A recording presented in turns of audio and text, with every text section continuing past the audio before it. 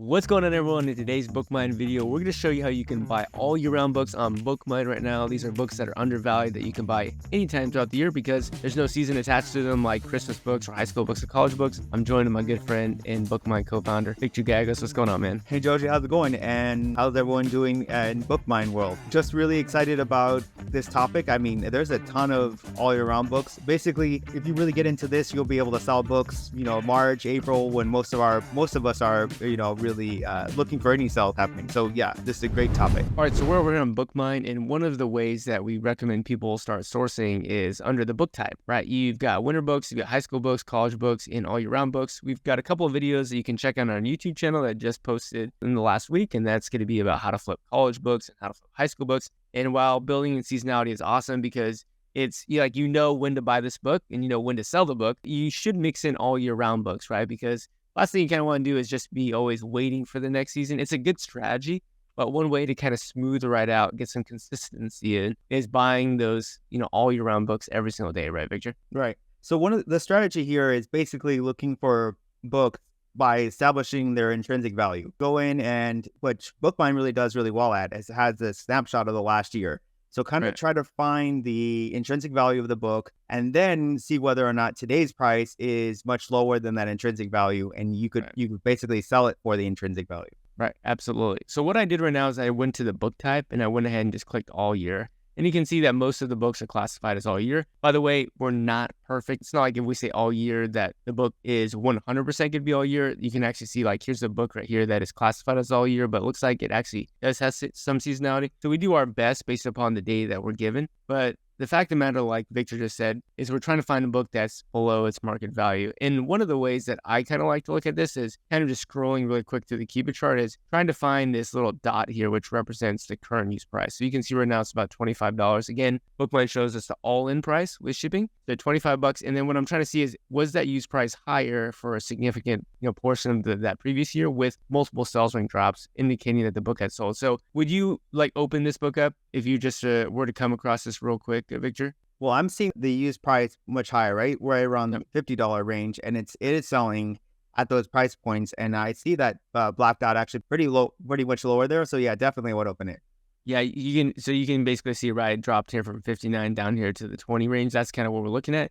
You can see the three previous sales ring drops were at 50, 60, and 60, right? So we're looking at maybe about half of its intrinsic selling value. Now, again, always expanding the data and looking at its historical selling value will give you a better indication if this is going to be, all year round book and also if it's going to perform well. If, let's say, for example, we saw this pattern of lowest use price being $60 or more, Victor, over the last decade, this would be no brainer book. Pick it up, right? Sure. Looks like it actually in the past has been a bit lower. So that might be a reason for us to not feel as confident. But factually, you've got 5 or 6 sales in the last 6 months, and a lot of them have happened at, well over this $25 current pickup price. Now, if I'm scrolling down a little bit further, I see the Secret King, and we can actually see, again, that the used price is sitting right around 27. I'm looking at maybe a sell there in the 30s, and then maybe a couple of sells here look like around the 50 and some sells in the 50 mark there. So this would be enough for me, again, to want to open this up and take a look at what's going on. So again, you can see we had one sell at 19.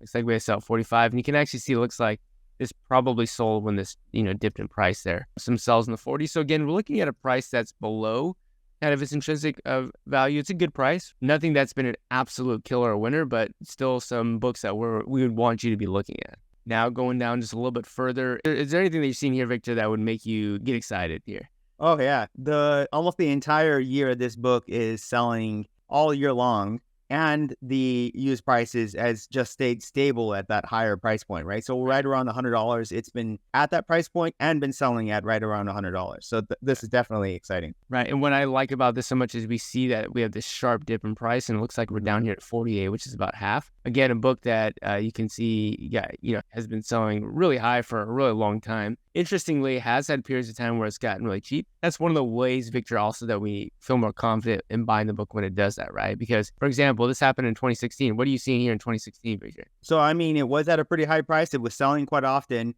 and it hit a really low little price point, and it recovered, right? Yeah. So it just dived, went back up. So that's something I feel really confident when that happens, because it's happened in the past and it's recovered, and so why wouldn't you do it again? right? You can see it happen here in looks like August of 2018 as well. Then it recovered, selling in the 70s. Did it right around here in January 2020. It was there for about 4 or 5 months, and then went right back up. Same thing here. Went back for about, that would have been, 2 or 3 months out of the year, and then went right back up. And then now you're kind of in a similar pattern here. You can even see, look at this. There's a one-time drop on July 13th of this previous year down to $29.64. Wow. At an immediate sell. So you can see this book got pretty low, got into the 40s, and then went up in price, and then went back down to 48. So again, this is a book that, we're looking at probably selling in the 90, 95 range. We probably want to be a little bit lower than that new third-party price. Sometimes, Victor, you can actually sell the book for more than the new third-party price, depending on like if it's extreme shipping length or if there's a lot of shipping attached to it, right? Or if that person who's selling the book knew it happens to be a new seller, right? Yeah. So, because Amazon won't necessarily give them the buy box, would give it the buy box to you. Right. And so all I'm doing is looking at the listing. I'm actually just going to filter by new to see kind of what that price is. Looks like it is 100, a couple offers right around 100, 106 plus $4 shipping. So in this case, we've got ourselves quite a few sellers. With that said, we're looking at like a 10-day sort of, receiving of this book. So that's what I mean. Sometimes you can have a prime price a little bit higher than the new price. If somebody really needs it, they might be willing to spend a little bit more, even more than the new copy, just because they need it. With that said, Victor, don't we still recommend, right? Kind of. Yeah, right under the new price. And Right. again, this is a really great all year round book. Like you don't know necessarily the specific day you're going to sell it in the next like 6 months, but you'll sell it sometime in the next 6 months as long as you list it, let's say right under $100. Yep, absolutely good book there. Now, scrolling down a little bit further, this really is something that catches my eye. This is a book that doesn't look like it sells a lot, but it looks like it's selling right around the 170 to 180, even up to 200, Victor, and then it just came on listing at 103. So I do also like buying higher dollar books because, I don't know about you, Victor. This is something that doesn't seem to sell frequently, but it does sell consistently, infrequently, if that makes sense, and holds some good value. Now, if we expand over the last 4,000 days, it looks like it has had a price, since 2018, 2019, 2020, a little bit lower in the 60s, but still holding strong intrinsic value. But again, for a book like this, I'm really looking at what does the last couple of years look like, and pretty much every sell range drop that I see is well above 150, even up into the 240s. So I know that there's a lot of potential, leeway for this book to go high in price. And then now it's come back on the listing at 103.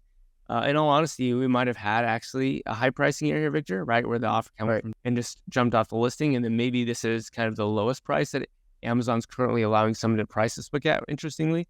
But this is, again, when somebody does sell this copy at 103, which could be you buying it, that definitely is going to raise the price for what you can, list it for.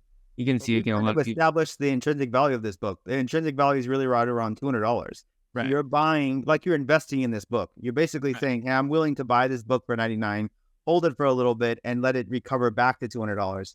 That's a lot of money right there. Yeah, 185, 200. I think, that's completely reasonable. We saw plenty of sell range drops at 249.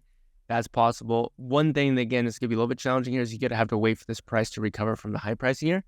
But like I said, this is going to eventually sell. Someone who wants this book is going to buy this. Surprisingly, this has been out for a couple of days and no one has bought it, which is kind of interesting. But again, once this starts selling, that used price is going to start, being able to rise back up as Amazon allows those books to, as Amazon allows the price to recover, because it's seeing that, okay, there's data, there's people willing to, to pay money for this book.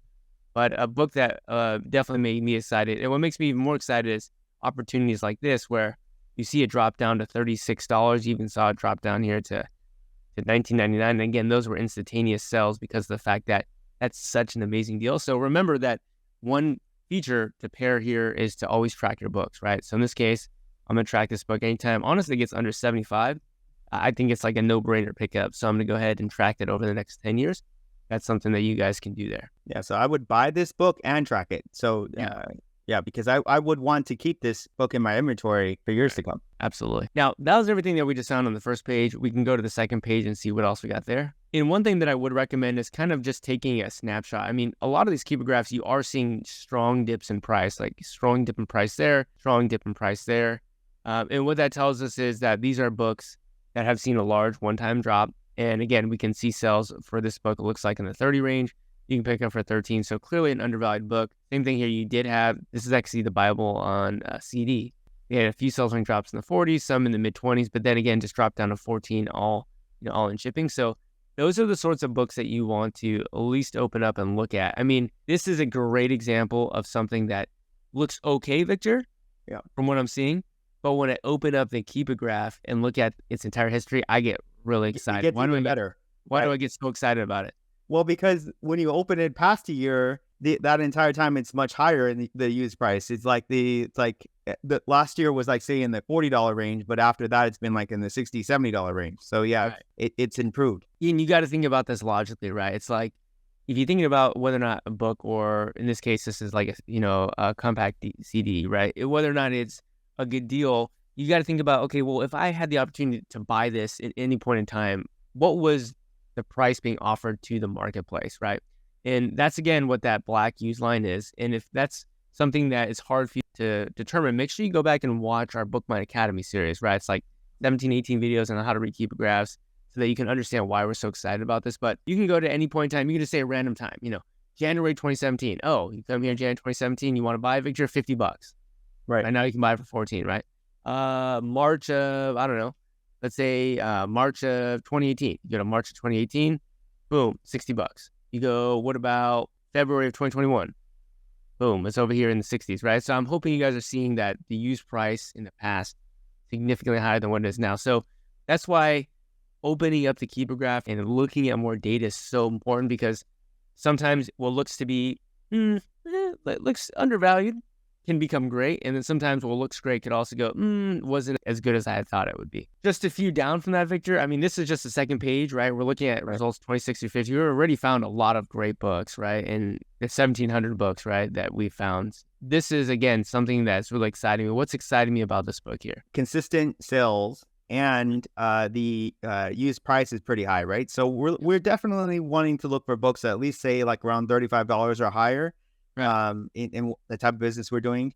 And so this book is well over $50 the entire year, and tons of consistent proven sales. And now the used prices just dropped.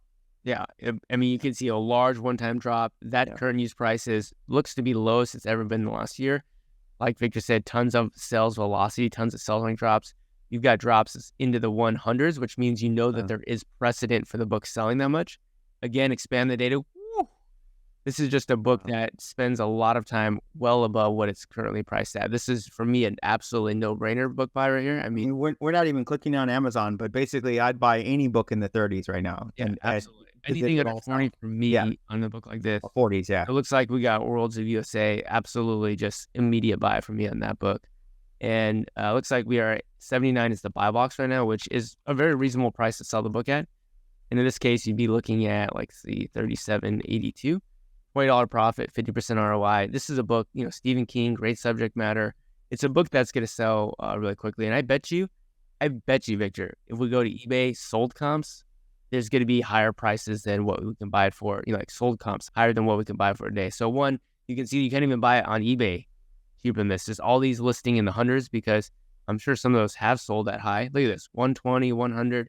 Looks like there was one May 16th, a few days ago. 69, look at that. Credible deal someone got there. And eBay saw completely underpriced in their book. Somebody had to bid on it, yeah. Yeah, someone had to bid on it. But that was probably also an immediate bid. There's only one bid, so it's probably like a buy now price kind of a thing. Yeah. Bid at 66, 100, 75. So, you go to eBay and you see these sales, that makes you even more excited, right, Victor? I mean, right. This is great. Literally, this is probably the best book we found all night. Yeah, absolutely. And again, we can click on any of these prices and we can say like Texas Bookworm. They came on the listing here at 94. They were only in stock for about a month. Sold out at 94.50. I would say completely reasonable. Then you're looking closer to 85% ROI.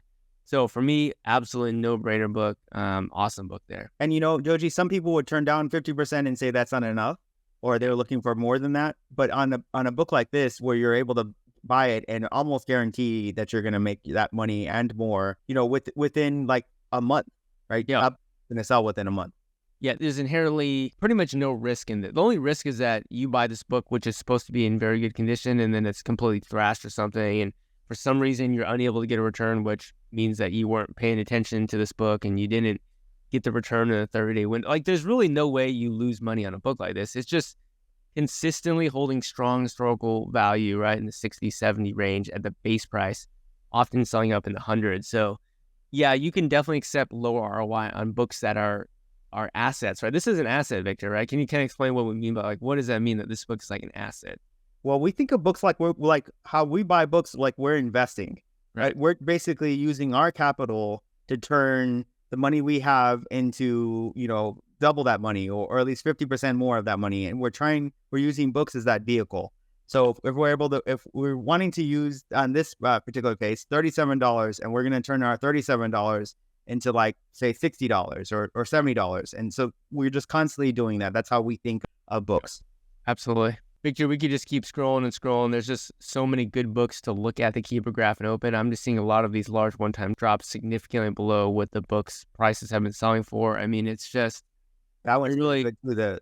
All of these are. A lot of these are, right? A lot of these books are books that I would be going in and looking at. Now, there's steps that you can take to go even further here if you're wanting to find books that potentially could be great. I mean, remember that we always have, gold meter here. So if you want to look at a book that is also going to be a great price, meaning today's price relative to recent sales is really low, that's one way to do it. You could also use BookMine score to, let's say, filter 7 to 10. That will give you some options as well. For example, I mean, look at this book right here. Look at this. So this had plenty of sales in the, right? So it looks like we had a sell there. This was actually probably a new condition at 20s, but we had some sales, looks like in the 40s there. Then it just came on at $20 in new condition. But when this had sales rank drops over 100 at sometimes, right? So another book that looks to be and it just came in stock just today, right? Yeah, and it just came in stock. Yeah, right. So you'd want to look to see, like, how many copies are in stock, but we're just seeing tons of opportunity. River Guide to Canyonlands National Park, a very niche book, sells recently in the 50s. It just came out at $24. This one, case series book, recent sales in the 200s, and then just came on at $67.99. Wow. I mean, you got books undergoing repricing. Where's that 13? Have sales in the 30s. Just a lot of opportunity here. There's no way that you're not going to come out with great books, if you just spend a little bit of time with it. So that's going to wrap up the video here. We really hope you enjoyed it. Remember that you can always get a free 10-day trial to BookMine below, and make sure you leverage the resources we have on the BookMine YouTube channel. Incredible resources there. And we're really excited for you guys to delve into BookMine. Any last words before we go here, Victor? No, I think it's just another great category. All year round books, I think if you really master all year round books, you won't have any issues being able to, like, do this full time, right? Because all year round books will keep the lights on in March and April and May, when we're not necessarily selling so many of our other books. Right. Because remember, if you're doing a lot of seasonal stuff, you're going to have a big January textbook season. Right. You have a little bump like for Easter, but not really that big, right? A little bit for Easter. You have a little bit of a May textbook season. That's also when high school textbook season will start to kind of ramp up. Then, you've got July, you've got August, you've got high school, and the college textbook season. And then you've got some winter books, right? So those little gaps, 2 to 3 months in between those time periods, like, well, what do I sell? For me, I do a lot of all year round books, Victor. So I sell a ton of books during that time. And I know you do mostly seasonal books. So that's kind of when you sell less books. But the fact of the matter is that that's a way for you to build some consistency around, because that's the number one issue a lot of booksellers have is, okay, well, it's hard for me to keep buying books, right, if I'm not selling anything, right? Right. This is a way that you can make sure that you're not only buying books consistently, but you're also selling books consistently. Yeah, you'll constantly have sales each month if you kind of focus in on all your round books. Awesome. So I hope you guys enjoyed the video. We'll see you guys on the next Sourcing BookMine video. Have a good one, and bye-bye. Thanks.